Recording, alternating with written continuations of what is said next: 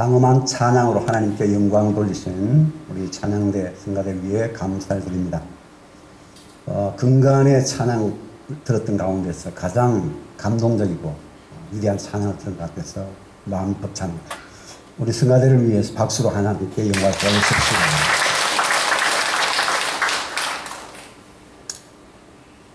이 땅의 수많은 교회 가운데서 특별히 양포교회와 현재 교회를 맺고 있는 좋은 이웃 교회에서 평상시 제가 존경하는 양포교회 장로님을 모시고 또한 여러 성도들과 더불어서 하나님께 예배하면서 하나님의 말씀을 대언하게 되었다는 것을 생각할 때 무한한 영광으로 여깁니다.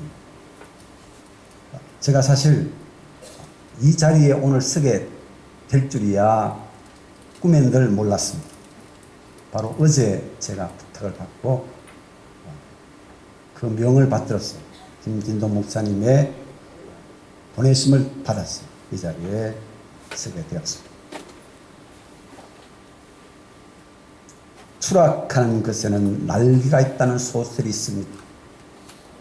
이 소설을 토대로 만든 영화도 있어서 한때 인기를 끌었던 것으로 기억합니다. 추락한다는 것은 분명히 우리의 인생의 비극적인 종말을 의미합니다. 하지만 그 추락하는 것에 달아주는 날개는 분명 희망과 기대를 상징합니다.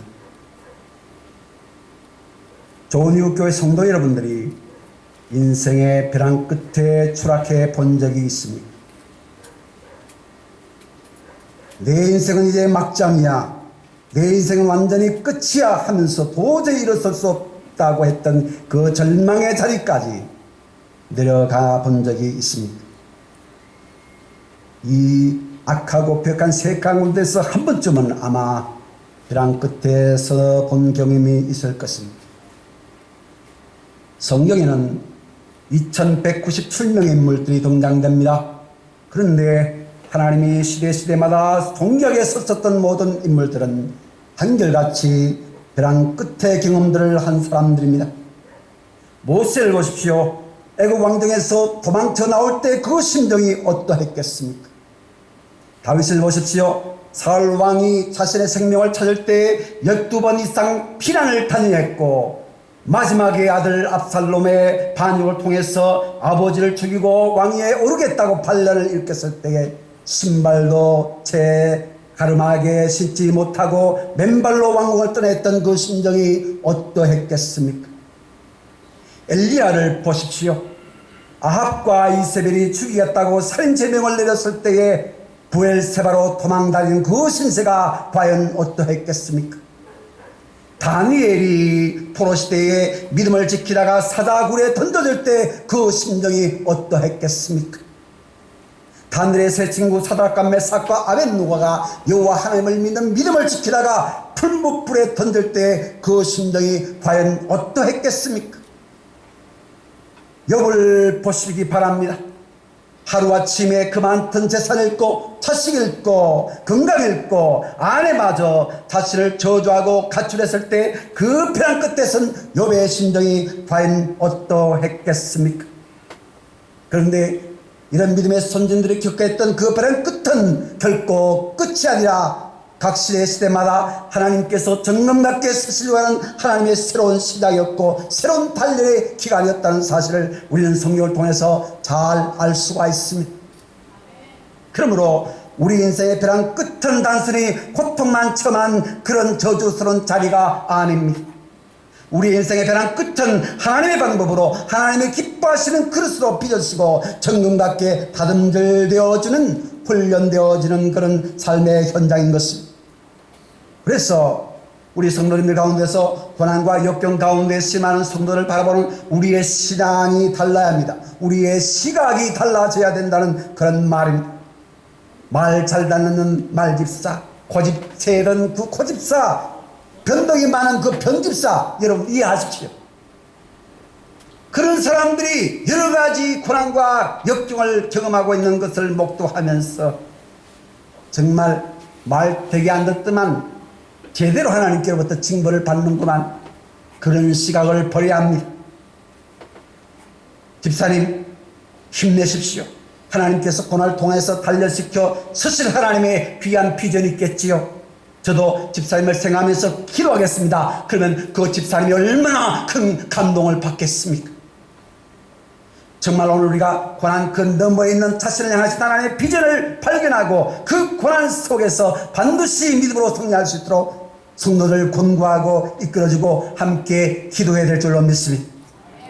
야고보서 5장의 말씀에 보니까 너희 중에 고난당한 자가 있느냐 너희는 장로들을 청할 것이요 그들은 그들을 위하여서 기도할지니라 말씀하고 있습니다. 저도 정말 파란만장한 인생의 여정을 살았던 것 같습니다. 짧은 세월 가운데서 정말 남이 경험하지 못했던 그런 아픔들이 있습니다. 이제는 완전히 목회는 끝이라 생각하면서 접었던 그런 순간도 있었습니다. 그래서 저는 이제 모든 것을 접고 이제는 하나님이 다시 나를 부르실 그때를 기다리면서 삶의 방편으로 어떤 사업을 시작했습니다. 그래서 포항에 왔습니다. 포항에 와서 이제 다른 일을 하는 도중에 정말 전원다리를 거쳐 극계하시는 사랑 목회를 펼쳐가시는 우리 김진동 목사님을 만나게 되었습니다. 그 목사님께서 저희 또한 상옥에 아주 품에 산골 상옥에서 같이 커왔던 그런 분이었습니다. 정 목사 한번 다시 목회 길을 열어보자 그러면서 따뜻한 손을 잡아주는 그 순간에 제가 뜨거운 가슴 속에 하나님께서 이 시대 속에 새롭게 빚으시고 다듬질시켜 이 시대의 마지막 때에 하나님께서 이 모양 저모로 쓰임받게 하시는 하나님의 비전을 바라보게 되었습니다. 그래서 저는 숙연히 양포교회 한 2, 3개월 정도 출석하게 됩니다. 그러다가 마침 전에 전임 사역자였던 부목사님이 나가시고 그 자리에 제가 부족하고 모자란 것들이 많지만 여러 우리 장로님들이 또 이해해 주시고 협력해 주셔서 이 자리에 서게 되어 오늘 좋은 이웃교회와 교류 강단에서 부족하지만 제가 말씀을 전하게 되었다는 것 얼마나 감사한지 말로 달 수가 없습니다. 하나님은 단련시켜 점검 갖게 하시는 하나님의 비전이 있는 것입니다. 우리가 알 수 없지만 그 속에서 하나님께서 우리를 향하신 비전이 우리의 삶을 통해서 반드시 나타나게 하게 되어질 줄로 믿습니다. 하나님은 우리가 고통받는 것을 보시며 절규하시는 그런 아버지가 결코 아닙니다. 풍성하신 하나님 아버지께서는 우리가 벼랑 끝에 설 수밖에 없을 때 함께 고통을 받았습니다. 우리를 위해서 친히 성령으로 우리에게 보내주셔서 말할 수 없는 탄식으로 우리의 연약함을 도우신다 그랬습니다. 우리가 벼랑 끝에 서 있을 때 하나님은 이전보다 더욱더 긴장하시며 더 가까운 달에서 우리를 눈동자와 같이 지켜 보호하여 주시는 줄로 믿습니다. 마치 잘 노는 아이가 갑작스럽게 고열이 나서 어려움을 당하는 그런 현상을 보면서 이 아이가 쾌차될 때까지 밤새 이제 함께 신음하면서 간호하는 어머님과 아버님과 같을 것입니다. 그러므로 오늘 우리는 우리 인생의 좌절과 고통과 말할 수 없는 역경에 있으라도 그것이 결코 끝이 아니라 그 시련과 아픔을 통해서 단련시켜 점검받게 하사 하나님의 그릇으로 빚으시는 하나님의 비전을 바라보면서 우리는 이것이 끝이 아니라 하나님의 새로운 시작이다 고백하면서 담대하게 나아갈 수 있기를 바랍니다. 다시 따라합시다. 인간의 절망은 하나님의 새로운 시작이다. 믿습니까? 인간의 절망은 하나님의 방법으로 하나님이 다시 빚으시는 새로운 시작인 것입니다. 우리의 벼랑 끝으로 말미암아 친히 그로 통하여 하나님을 만납니다. 하나님이 깊이 만납니다. 건성적으로 알았던 그 하나님이 아닌 욥이 고백하기를 이전에는 귀로만 들어 싸운데 이제는 눈으로 여호와 하나님을 보는 것 같나이다 고백했던 그 고백이 오늘 우리의 시련을 통하여서 달려서 점검 갖게 하실 때에 동일한 여러분들의 고백이 되는 줄로 믿습니다. 예수님은 십자가의 벼랑 끝에서 가장 혹독한 십자가의 고통을 경험했습니다. 죄 없인 그분이 친히 지옥의 고통을 맛보셨습니다. 그러나 십자가의 벼랑 끝에서 하나님은 예수님께 날개를 달아주셨습니다. 가장 절망적인 지옥의 어둠 속에서 부활의 새벽을 맛보게 하셨던 것입니다. 그러므로 오늘날 그리스도인들은 인생의 벼랑 끝에서 날개를 달아주신 하나님을 만나야 합니다. 경험해야 합니다. 그를 통해서 하나님의 사랑의 그 깊이와 넓이와 그 높이를 깨닫고 하나님의 사랑을 받은 자만이 하나님의 사랑을 알고 하나님의 사랑을 실천하면서 이 땅에서 하나님의 사람으로 세워져 가는 줄로 믿습니다. 사랑하는 존경하는 좋은 이웃교회 성도 여러분, 벼랑 끝에서 경험한 하나님의 은혜는 아주 깊고도 넓고 높습니다. 우리가 정말 경험하는 그 벼랑 끝에서 자신의 무능함을 깨닫습니다. 하나님을 간절히 찾고 의지하는 방법을 새롭게 터득하게 됩니다. 하나님은 벼랑 끝에서 일하십니다. 벼랑 끝은 하나님이 가장 놀랍게 역사하시는 곳이기도 합니다. 지금도 수많은 사람들이 벼랑 끝에 서 있습니다. 질병으로 벼랑 끝에 서 있습니다. 사건 사고로, 채무의 관계로, 실직의 관계로, 실패와 좌절 가운데서 인간의 관계의 갈등으로 말미암아 각기 다른 모습은 있지만 자신의 생애 가장 절망적인 벼랑 끝에 몰려 서 있는 사람들도 있습니다. 때로는 교회는 벼랑 끝에 서 있을 때가 있습니다. 때로는 국가도 벼랑 끝에 서 있을 때가 있습니다. 그런데 똑같은 벼랑 끝에도 어떤 사람은 그 벼랑 끝에서 절망의 벼랑 끝이 되고 말고, 또 어떤 사람은 희망의 벼랑 끝이 되어서 새로운 시작이 일려지는 그런 사람도 있다는 것입니다. 그래서 오늘 많은 본문을 가운데서 벼랑 끝에 선 한 인생 아브라함의 그 모습을 보면서 과연 아브라함은 이 절망적인 인생의 벼랑 끝에서 어떻게 하나님께로부터 다시 부름을 받았고 모든 인생의 역사의 흐름 가운데서 민족의 아버지로 믿음의 조상으로 불려질 수 있는가, 그 말씀을 통해서 우리가 은혜를 받기를 원합니다. 아브라함은 75세 때 아들을 주시겠다고 하나님이 약속을 주셨는데 그 약속은 24년이 지난 후에야 이루어지지도 않았습니다. 25해를 넘는 해를 거듭했는데도 불구하고 전혀 꿈이 이루어질 것 같지 않습니다. 세월호 뉴스가 흘러서 99세 된 남자의 몸은 더 이상 생산할 능력이 없어 죽은 몸과 같았던 것입니다.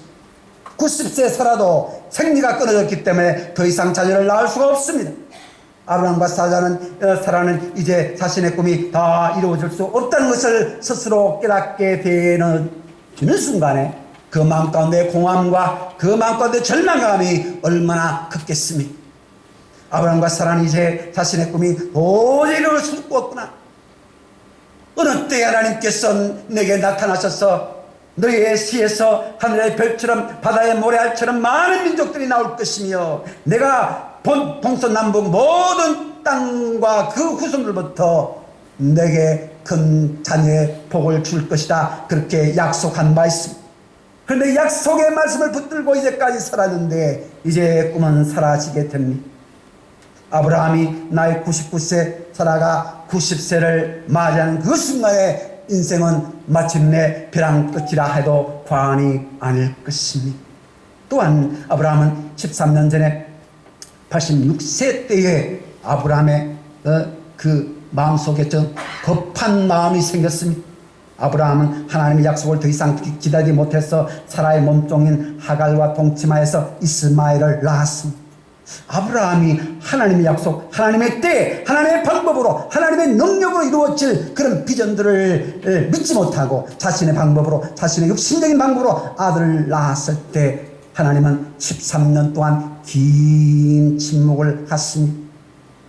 이러한 정황에서 아브라함이 느꼈던 그 절망감이 어떠했겠습니까? 저는 이러한 정황이 비록 상황은 달리 해석할 수가 있지만 인생에 있어서 아브라함이 겪는 절망적인 상황이고 벼랑 끝의 상황이라고 할 수가 있습니다. 바로 그때에 하나님께서 친히 나타나셔서 그를 찾으신 줄로 믿습니다. 하나님은 절망 가운데 고통당하면서 그러면서도 하나님의 비전을 바라보면서 마음의 문을 여는 마음으로 하나님께 나아가는 자에게 반드시 그를 찾아가 주십니다. 때와 시기는 알 수가 없지만 반드시 그를 부르실 때가 있다는 사실입니다. 예수님의 제자 중에 수제자인 베드로는 예수님께서 십자가 위에서 처참한 죽음의 모습으로 돌아가시는 것을 보고 나는 고기를 잡으러 가네 그러면서 갈릴리 호수로 고기를 잡으러 나아갔습니다. 그가 밤이 새도록 수고했지만 고기 한 마리 잡지 못하고 허기진 배를 훔치고 무트로 나올 때 부활하신 예수 그리스도께서 친히 그곳에 찾아오셔서 베드로야 너희에게 고기가 많더냐 그러면서 그를 만나 주신 줄로 믿습니다. 이 말씀은 무엇입니까? 베드로야 나를 떠난 너의 소득이 얼마느냐 라고 하는 그런 예수님의 회개를 촉구하는 말씀이라 할 수 있습니다. 이 물음에 베드로는 내 어젯밤에 밤이 새도록 이슬이 맞도록 수고하였지만 한 마리의 고기도 잡지 못하였습니다 대답했습니다.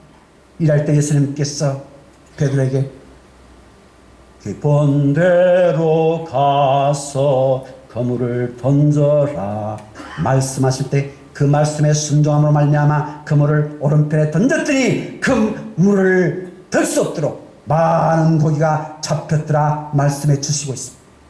베드로가 제자의 도를 버리고 자기 방법으로 고기를 잡기 위하여 밤이 새도록 수고하였지만 한 마리의 고기도 잡지 못하는 그것은 어떤 의미입니까? 그것은 반드시 분명히 사업의 원천적인 실패를 경험한 것이고 목표로 돌아올 때 그 정황은 분명히 베드로의 인생의 벼랑 끝의 상황이라 할 수 있습니다.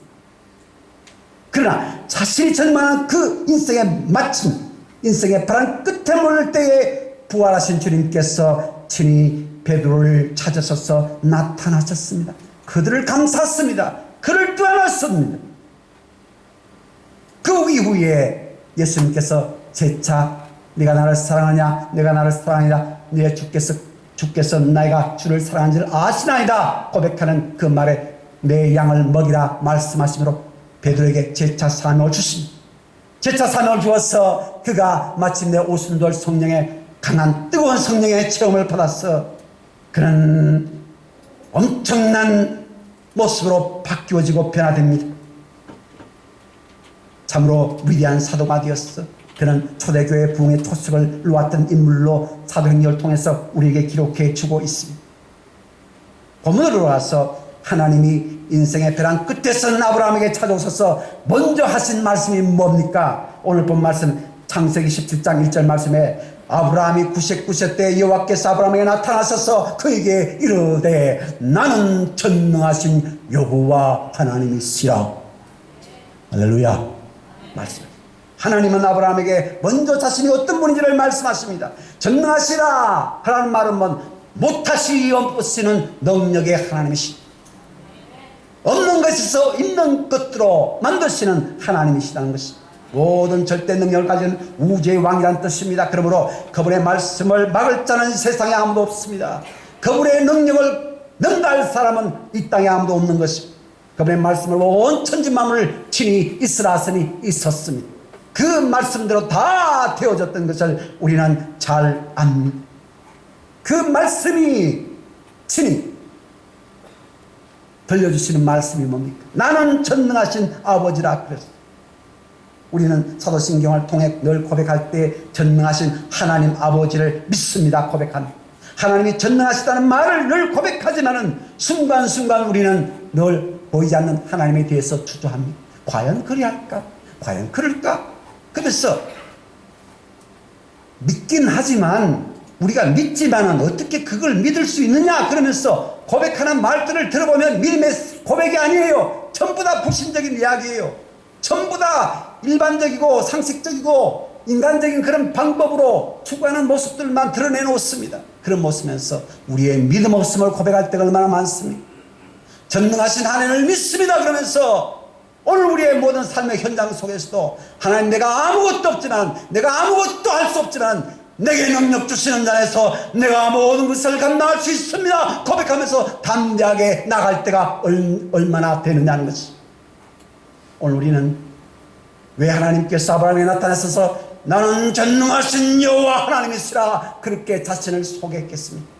네 인간적인 방법은 도저히 아들을 얻을 수 없는 그런 몸으로 늙었지만은 내가 여호와 하나님이 아니냐, 내가 전능자가 아니냐, 전능자 하나님이 함께 하신다면 넘치 못함이 없느니라, 내가 이것을 믿느냐 라고 하는 강력한 믿음을 촉구하는 결단의 요청인 것입니다.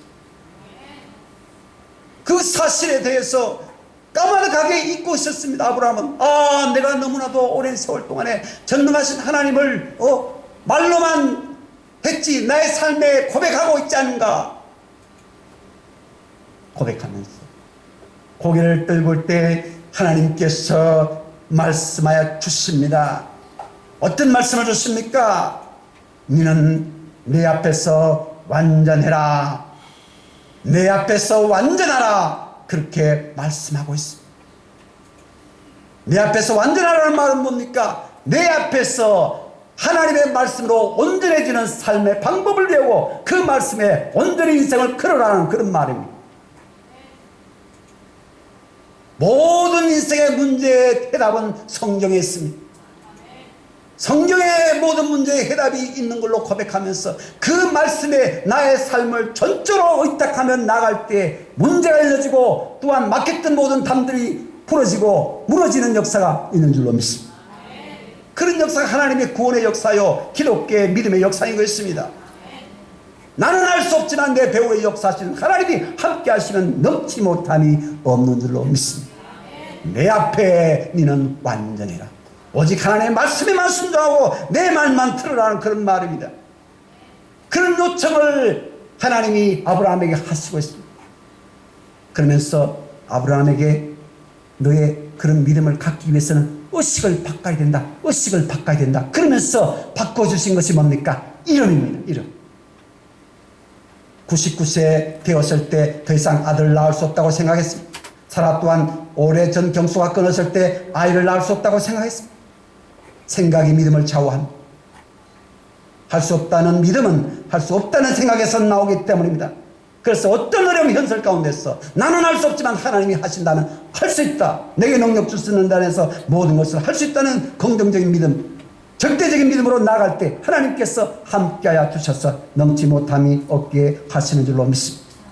그런 하나님의 역사를 하나님께서 이 아브라함에게 요청하시면서 이름을 바꾸어 주십니다. 어떤 이름을 바꿨습니까? 5절 내 6절 말씀 보니까 이후로 내 이름을 아브라함이라 하지 아니하고 아브라함이라 하리니 이는 내가 너로 열국의 아비가 되게 하려 하십니다. 그래서 내가 너로 심히 번성하게 하리니 나라의 내로 인하여서 크게 왕성하게 될 것이라 말씀입니다. 이름은 우리가 가장 많이 쓰는 말이죠. 누구야 가장 많이 쓰는 일, 가장 많이 쓰는 단어가 그것이 우리의 삶 속에 의식이 된다는 거죠. 의식이 바뀌어지면 우리의 삶이 바뀌어지고, 삶이 바뀌어지면 우리의 일생이 바뀌어지고, 일생이 바뀌어지면 우리의 운명이 바뀌어지는 줄로 믿습니다. 그래서 하나님께서 나는 전능하신 여호와 하나님이라, 내가 한다면 모든 것을 할 수 있다, 너는 내 앞에 완전해라, 오직 여호와 하나님 말씀에만 순종해라, 그러면 될 것이라, 그렇게 말하면서 아브라함의 의식을 바꿔주는 거예요. 그러기 위해서 하나님께서 이름을 바꾸어 주신 줄로 믿습니다.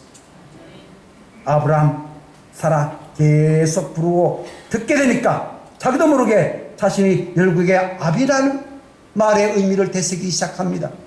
내가 열국의 어미라는 생각을 하게 됩니다. 놀라운 사실은 이 의식이 바뀌어들지만은 죽었던 몸이 이제 서서히 생기를 얻었어. 내가 언젠가는 열국의 아버니까 아이를 낳을 때가 있겠지. 내 몸으로서는 할 수 없지만은 하나님이 이름을 바꾸어 주셨으니까 그 바꾼 이름 그대로 되겠지. 그런 의식과 믿음이 바뀌어지니까 그때는 알 수 없지만 하나님께서 그의 몸을 건장한 남자의 몸으로 바꾸어 주게 되었고, 마침내 100세의 이삭을 약속의 아들로 받게 된 줄로 믿습니다. 말씀을 맺고자 합니다. 아브라함의 후손으로 부름받은 오늘 이웃교회 성도 여러분, 나는 과연 하나님 믿노라 하면서 얼마나 전폭적으로 전능하신 하나님께 모든 것을 의탁하며 나아갔습니다. 믿습니다 고백하였지만 상시온만 더 강해졌지만 우리의 삶의 결단이 얼마나 여호와 하나님의 전능자 앞에 우리의 삶을 결단했습니다. 그런 우리를 끊임없이 네 이름을 바꿔라. 너 의식부터 바꿔라. 할 수 있다는 말을 좀 해봐라. 나는 할 수 없지만 할 수 있다는 말을 해봐. 할 수 있다. 하면 된다. 다시 합시다. 할 수 있다. 하면 된다. 그런 의식으로 계속 바뀌어지고, 의식이 바뀌어지면 삶의 고백과 삶 전체가 바뀌어져서 하나님께 든든히 나가서 정말 사람들 앞에 소문날 정도로, 주목받을 정도로 존귀한 삶을 살아가게 하게 될 줄로 믿습니다. 그러한 삶을 살아가기를 간절히 축복합니다. 기도하십시오.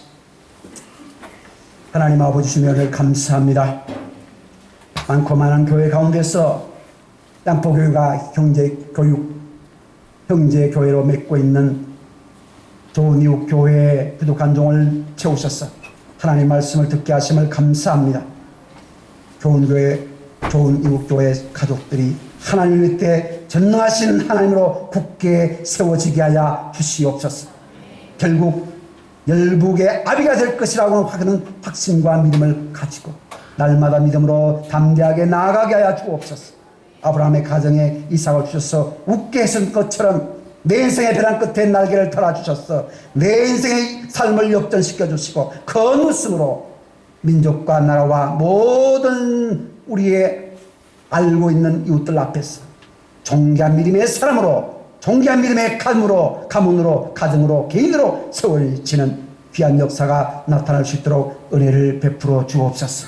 우리 목사님이 추구하는 모든 목회 계획이 하나님의 가운데서 잘 되게 하시고, 특별히 아버님 세워지는 모든 일들 하나님이 장중에 붙들어 주셔서 하나님께 영광이요 무사람들의 큰 축복의 통로자 되게 하여 주옵소서. 모든 말씀 예수님의 이름으로 감사하며 기도하옵나이다. 아멘.